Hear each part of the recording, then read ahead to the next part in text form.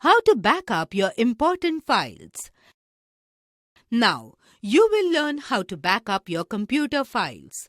It is another important step for computer safety. Have you lost any important documents, photos, or other files? Imagine what would happen if your computer suddenly stopped working. It may be possible to repair your computer, but your files may be lost forever.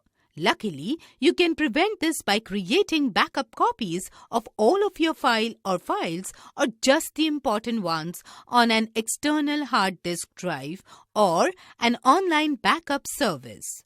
External hard disk drives.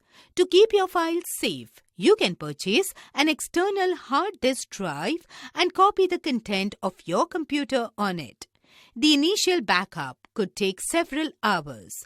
Follow-up backup should be conducted on a regular basis, but it may not take long because the drive will only need to copy your most recent files.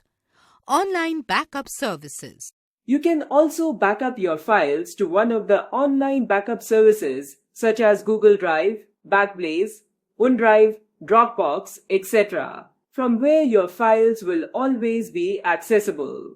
The amount of storage space provided by these services varies, and you may need to pay a monthly or yearly fee for extra storage beyond a specified limit.